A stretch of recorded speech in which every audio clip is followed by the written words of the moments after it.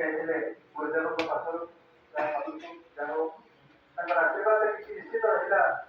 ଯାହାଫଳରେ ଆମେ ଯେଉଁ ଦିନ ଠିକ କରିଥିଲୁ ଗୋଟେ ଗୁରୁଦେବଙ୍କର ଶ୍ରେଣୀ ଇଚ୍ଛା ଥିଲା ସେଇ ଦିନରେ ହିଁ ମୋର ମନ୍ଦିର ପ୍ରତିଷ୍ଠା ହେଇପାରିଲା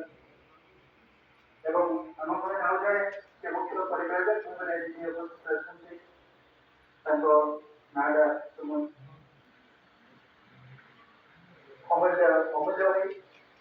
ଯାହାକି ସୁନ୍ଦର ଭାବରେ ଆଜିର ଏହି କାର୍ଯ୍ୟକ୍ରମକୁ ସଞ୍ଚାଳନ କଲେ ଆମର ବିଶ୍ୱାସ ଥିଲା ଏଇଭଳି ଜଣେ ପରିବାରରେ ଯିଏକି ସମସ୍ତଙ୍କ ହୃଦୟକୁ ଛୁଇଁ ପାରୁଥିଲେ ଆଉ ଆଶା କରେ ସମସ୍ତଙ୍କ ହୃଦୟକୁ ଛୁଇଁଛନ୍ତି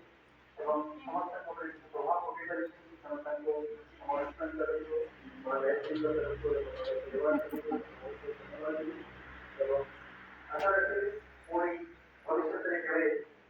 ଆମ ପାଖରେ ପାଦ ପକାନ୍ତୁ ଏବଂ ଆମକୁ ଉତ୍ସାହିତ କରନ୍ତୁ ଏବଂ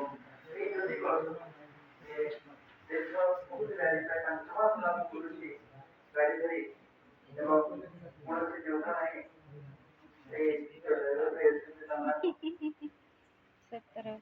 ପ୍ରତାପ ଭାଇ ତାଙ୍କୁ ଯାହା ଗୁରୁଦେବଙ୍କର ଆଶୀର୍ବାଦ ଅଛି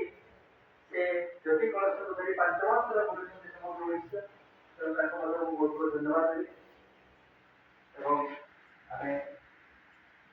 ଗୋଟେ ଦୁଃଖର ବିଷୟ ଏପର୍ଯ୍ୟନ୍ତ ବୋଧେ ଆମେ ତାକୁ ପାଣି ଟିକେ ବି ପିଇବାକୁ ଦେଇପାରିନୁ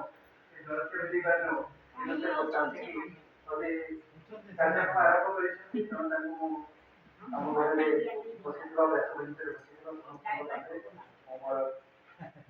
କୃତଜ୍ଞତା ସହିତ ପ୍ରାର୍ଥନା କରୁଛି ଆଉ ଜଣେ ସାନ ଭାଇ